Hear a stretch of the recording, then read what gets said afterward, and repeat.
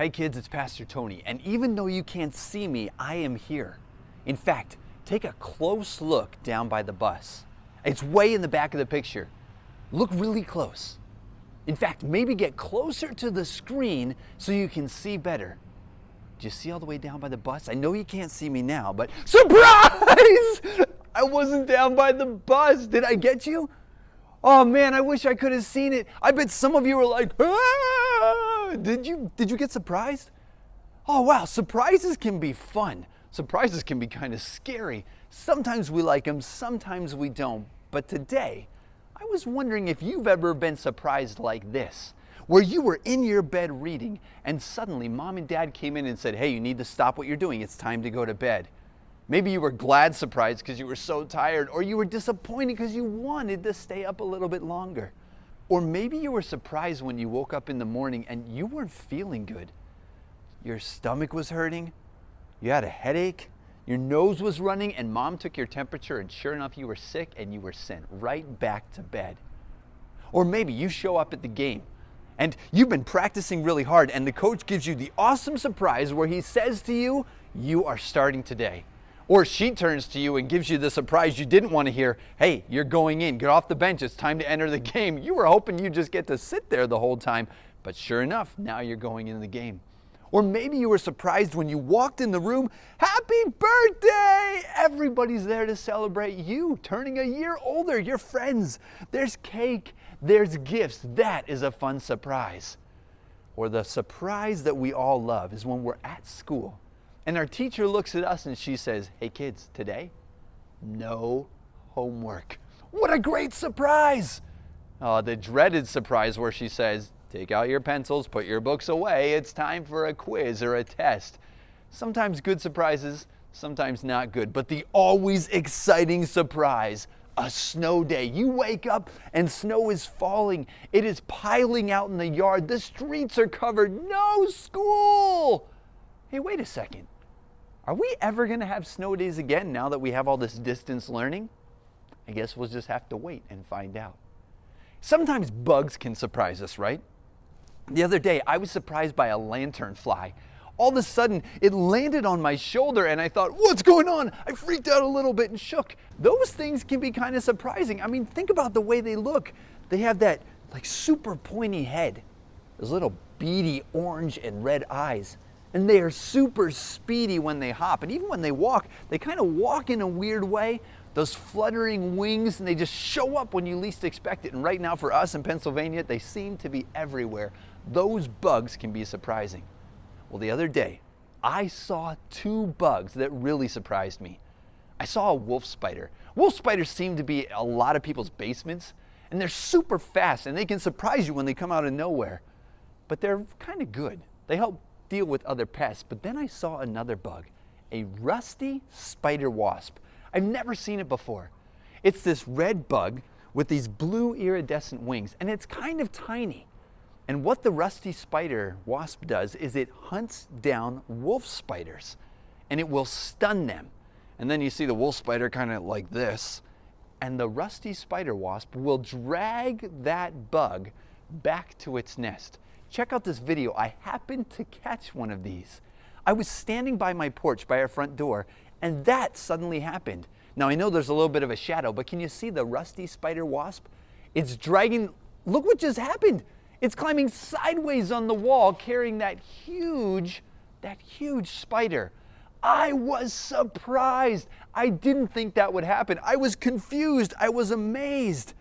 And the way I felt at that time is the same way that many people feel and even felt when Jesus was speaking to them in Luke chapter 6.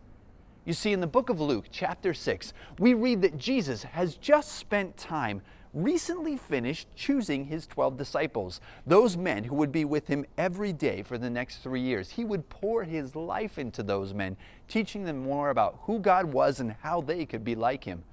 Almost immediately after being with those men, Jesus and the disciples head down off the mountain, and it says in the Bible that a huge crowd gathers to hear Jesus speak and to be healed. Jesus begins teaching. He says some things that sound very surprising. Look at some of what he says.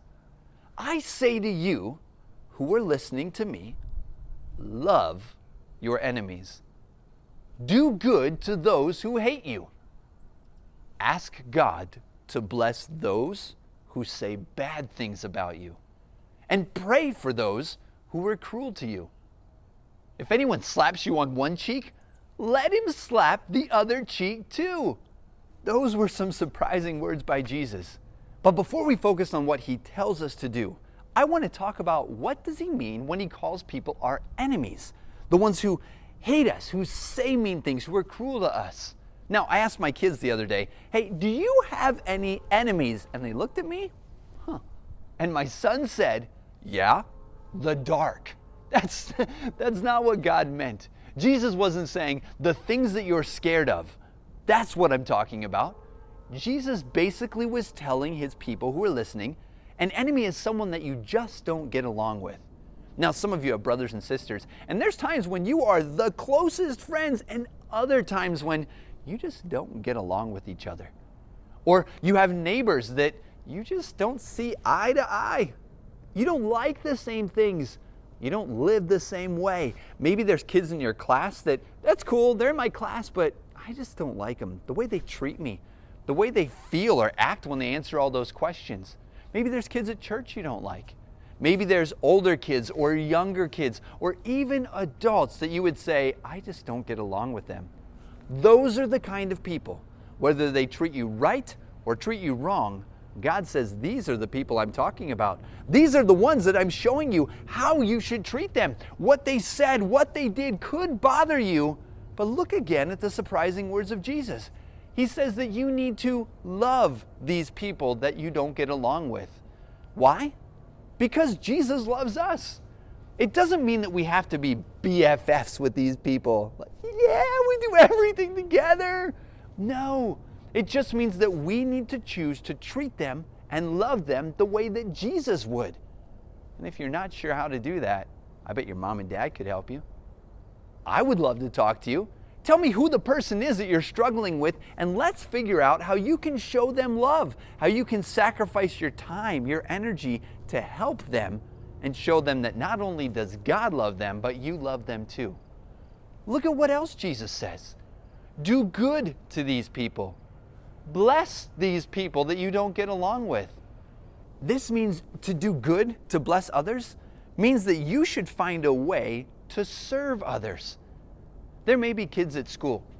They might make fun of you with what they say, how they act like you, maybe the way they talk to others about you. That's the kind of person that you need to look and say, I want to do something good for them. Maybe at lunch, offer to clean up their trash. Maybe if you see they're struggling with a certain subject in school and you're pretty good at it, offer to see if they would like any help. Maybe instead of looking to your friends and complaining about that person, you should compliment something well that they've done. Or if they achieve something in class, tell them, you did such a great job. Point out the good. Do good for them. Say blessings about them. Speak well of them to your friends. Treat them the way that Jesus would treat them. There were a lot of people that didn't get along with Jesus, that he would consider his enemies when he was here on earth, and still he chose to do good for them, to bless them. Man, I know he even prayed for them. Look again at what Jesus says. He says we should be praying for those that we would consider our enemies, who we don't get along with. We shouldn't pray, dear God, please change them so that life is not so hard for me. We should be praying, God, please change them to be more like you, to be what you want them to be. Not what I want them, but change the person to be what God wants them to be. And ask them, I dare you to go up to somebody that you don't get along with and ask them to share with you something that you could be praying about. Maybe something that's happening at home, something at school, something in sports. Maybe they have a pet that's sick. Maybe they have a relative that's sick. And if you're going to look and say, I don't want to get to know them. They're my enemy. They don't treat me well. Do good. Bless them. Love them. Go up and ask what you could be praying for. Do these things that Jesus says we should be doing, the way we should be treating those that we don't get along with. He also says this, that we should not retaliate. That last verse where he said, if someone slaps you on one cheek, then let them slap you on the other. It doesn't mean that you should go around and be like, hey, who wants to hit this guy? Or you should just let people beat you up. What it means is if someone mistreats you, don't seek revenge. Retaliate means to get back at someone for what they've done. Revenge. We're told don't do that. Instead, don't seek revenge. Don't seek to spread bad things about them. Don't seek to get back at them. Instead, love them, do good, bless them, pray for them. That means if someone's making fun of you, whether it's at school or at home or in the neighborhood or at church, wherever it may be, don't do your best to make fun of them and make them seem even worse in front of other people. Don't attack the way they look or what they've done or how they think or how they smell or the way that they treat other people. Don't seek to make them look bad just because they weren't kind to you. Don't make fun of even online. You guys are online more than I am. You know about cyberbullying. This is one thing that we shouldn't be doing, getting back at people for the way they treat us. Do not retaliate in any way. Man, God is surprising. The way He tells us to treat our enemies, look again.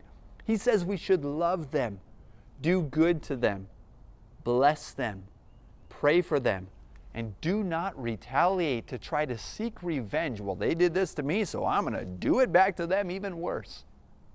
God's surprising. I would have never expected God to tell me to love the people that I don't like or the ones that mistreat me. But that's what He tells us to do. And so we have to try. And what that looks like for each one of us, how you do that is going to be different than how I do that. So if you're not sure what to do, ask for help. Ask me, ask your mom or dad, ask a friend. How can I do this better? Keep learning more about God, about what He wants you to do. Because the more you know about God, the more you know how to be like Him. Remember that video I said? That spider being carried across the wall. That surprised me. I want to show you that video again. And I want you to remember this week, no matter what bug you see, God is surprising. God expects us to treat our enemies a certain way. So let's try to do that. Until we have our next lesson, till we meet again, I hope today you have a great day. Bye.